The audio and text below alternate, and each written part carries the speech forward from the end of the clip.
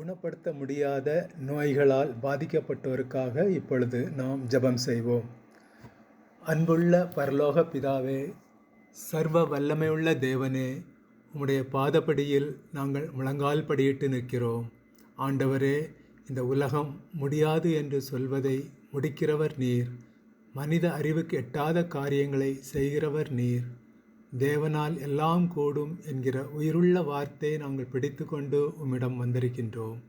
ஆண்டவரே, புற்றுநோய், எய்ட்ஸ், சிறுநீரக கோளாறுகள், இதய நோய்கள், ஆட்டிசம், அல்சைமர், நரம்பு மற்றும் தண்டுவட பிரச்சனைகள் போன்ற கொடிய நோய்களால் பாதிக்கப்பட்ட ஒவ்வொரு பிள்ளைகளையும் நினைத்து பார்க்கிறோம்.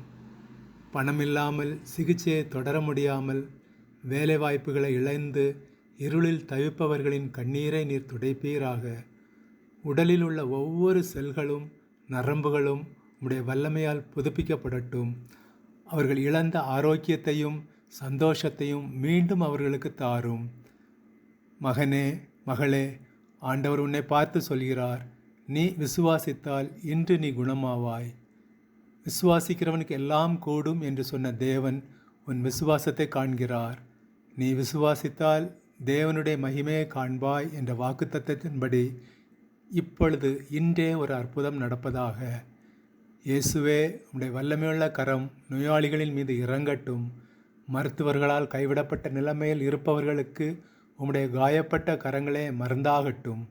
உடலிலுள்ள ஒவ்வொரு நரம்பும் எலும்பும் உறுப்புகளும் இயேசுவின் நாமத்தில் புதுபலன் அடையட்டும்.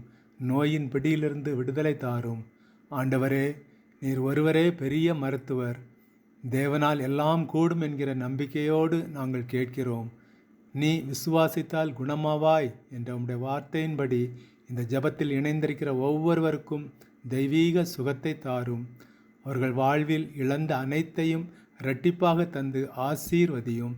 இயேசு கிறிஸ்துவின் இன்ப நாமத்தில் ஜெபிக்கிறோம் எங்கள் நல்ல